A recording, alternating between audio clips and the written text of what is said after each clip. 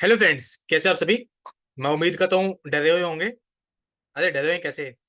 एससीएमपी के एग्जाम के लिए एसपीएम के, ये मैंने कल पोस्ट डाला था कि मेरा एसपीएम का एग्जाम क्लियर हो गया है। और ठीक है यार, जितने भी मार्क्स है वो क्लियर होने से हमें मतलब है।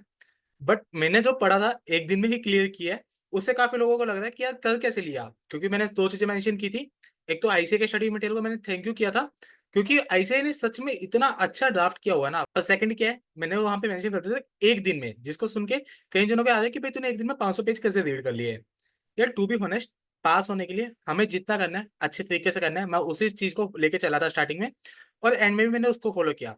हुआ क्या था स्टार्टिंग में, जैसे मैं एक दोस्त से बात कर रहा था, उसका भी नॉर्मल 24वां अटेम्प्ट है। तो उसने बोला कि भाई मैं आप दोनों इकट्ठे बुक कर लेते हैं। तो रैंडमली बुक कर लिया।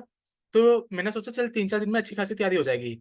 बट अनफॉर्चुनेटली आखिरी के 2 दिन में कंपनी की मीटिंग आ गई थी, डेडलाइंस आ गई थी पीपीटी बनाने की, जो रात को 2-2 बजे तक पीपीटी बना गई थी। तो उसके कारण से मेरा जो टाइम था वो ब्लॉकेज होता गया था। मैं सफिशिएंट टाइम लेके चला था, बट वो आखिरी में अनएक्सेप्शनल इवेंट्स आ गए थे, जिसके कारण से मेरे को काफी सफर हुआ था। बट लास्ट दिन पे मैंने कुछ ऐसे टॉपिक्स को पिक किया, जैसे स्टडी मटेरियल था। पहले चैप्टर को रीड किया। तो जब मैंने कुछ टॉपिक्स को रीड किया, बहुत नींद आई, बहुत गंदे वाली, क्योंकि सेल्फ स्टडी बहुत ज्यादा बोरिंग लगती है मेरे को। अब रीड किया, फ्लो नहीं बन रहा, बट टॉपिक पढ़ा। उसके बाद उनके कुछ इंसाइट्स जो आईसीआई ने, उसको रीड किया। तो वो पढ़ते पढ़ते काफी मजा आया।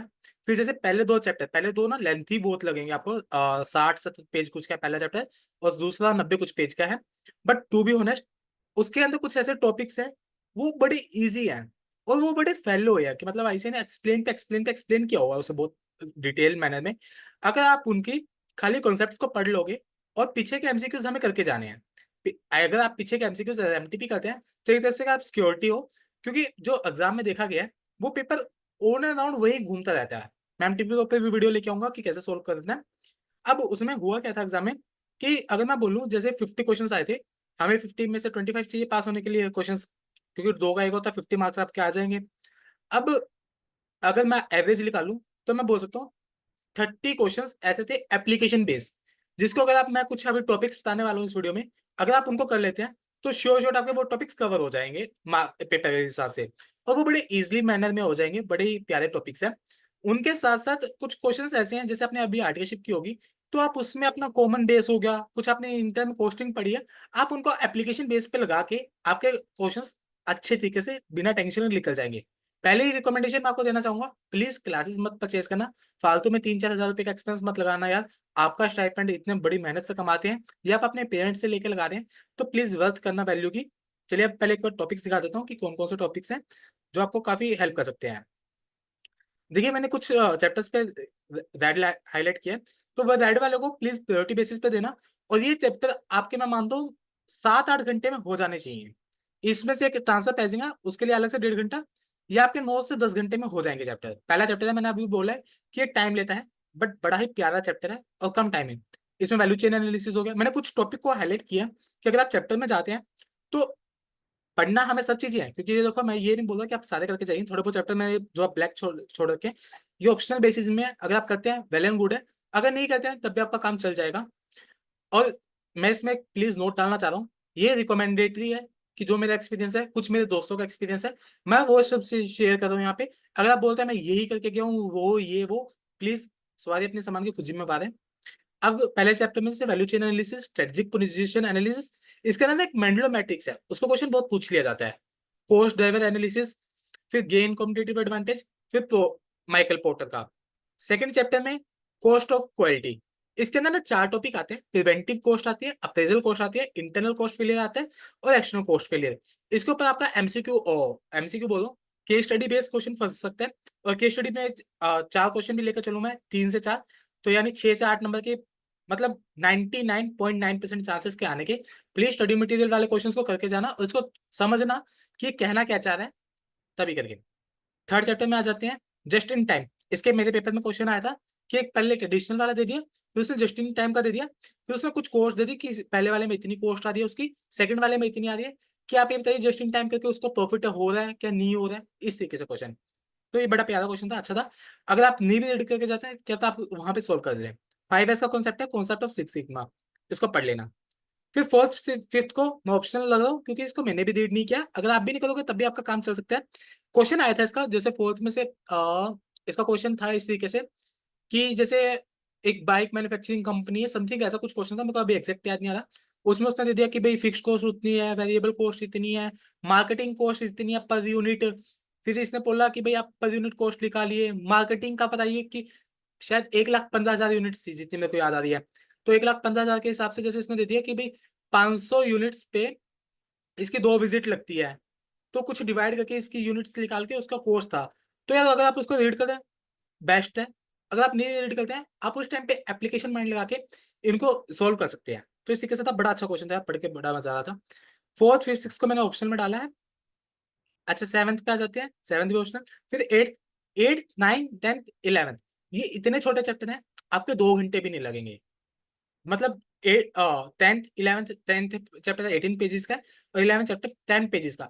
इसमें स्टार्टिंग से एंड तक के 10 पेजेस आ रहे हैं। ये नहीं बोल रहा कि मैं सिर्फ रीडिंग की है, इसमें एमसीक्यू टेस्ट और नॉलेज सब कुछ कवर है आपके। तो 10 पेज को रीड करने में कितना लगेगा? 15 से 20 मिनट। और इसके आप रीड करेंगे ना बड़े इजी मैनर में। आईसीए ने सब बराबर से दिया हुआ है इस तरीके से। जैसे फाइनेंशियल मेजर्स क्या क्या आप लेके चलते हैं, नॉन फाइनेंशियल क्या क्या लेके चलते हैं, क्या नॉन फाइनेंशियल में मेरा नंबर्स का होना जरूरी है, मतलब बड़े प्यार हो जाएगा। 8 चैप्टर में वैल्यू चेन एनालिसिस का टॉपिक है, वो कई पेजेस में फैला रखा है, बट वो पहले चैप्टर वाला सेम टॉपिक है, सेम डिटो पेज। एमसी केंसी का 7S मॉडल है, ये पूछ लिया जाता है। एक इसमें सबसे important Oldman Z score model है। इसमें ना पेपर में क्वेश्चन आया था, और इसमें शायद मेरे में था एक के स्टडी में 3-4 क्वेश्चन थे। इसमें वो कुछ 5 है ना आपको दे रखा, 1.2 x1 मतलब मेरे को एग्जैक्ट याद नहीं आ रहा अभी।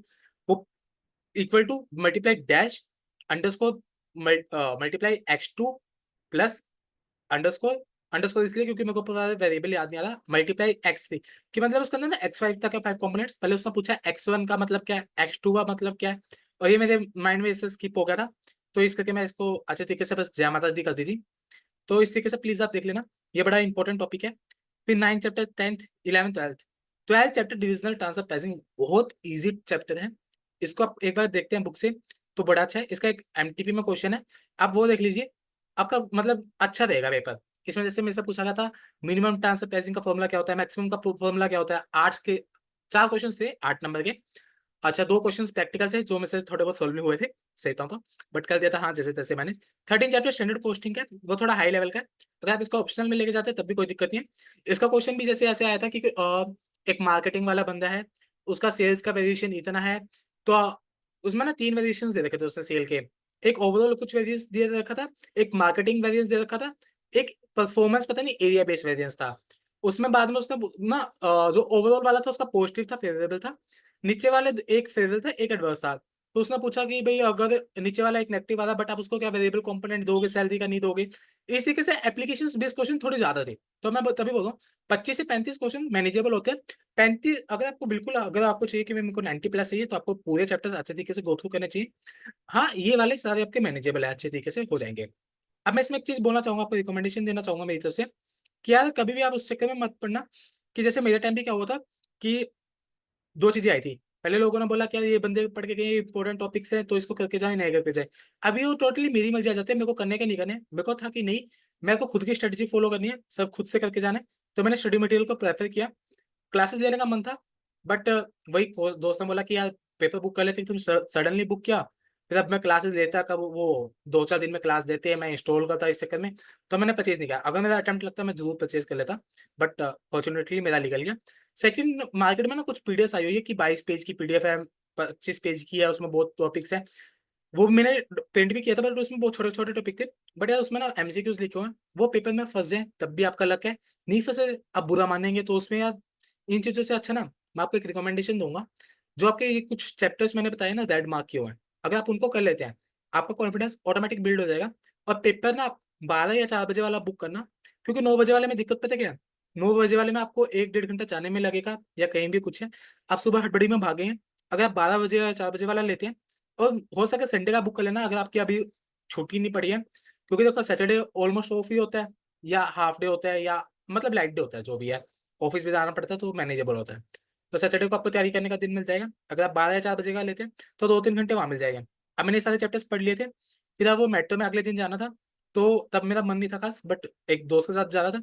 तो हमने जल्दी जल्दी गो थ्रू कर लेते पूरे एमसीक्यूज को दोबारा। फिर थोड़े बहुत मैं पहले पढ़ के गया था, मैंने उसको मना कर दिया था कि मैं पढ़ के नहीं आया, बट हाँ।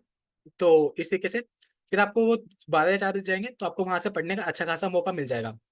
Please guys, save money, save time, save efforts. एक बार में पेपर दे के निकालो, ये मत सोचना कि 500 रुपए की बात है। 500 की बात नहीं है। एक बार वही सर्कल होता है, अटेम्प्ट लगते जाते हैं, पता नहीं चलता। पहली बार में निकल जाए एक अलग ही जोश आता है। हमें बहुत जोश आता है कि जैसे हमने सीए क्लियर कर लिया हो, पूरी फुल पार्टी करी थी। वही बोल रहा हूँ कि आपका एक अच्छा एंटरटेनमेंट का सोर्स है ये। और थैंक्स टू गाइस, ये मटेरियल बहुत अच्छा है। एक बार प्लीज प्लीज रीड करके देखना, 2 चैप्टर रीड करना। अगर आपको तब भी मजा ना है तब आप बोलना कि विवेक आप गलत थे, कि ऐसे ही ना बहुत गंदा मटेरियल बना रखा है। Okay guys, all the best, thank you.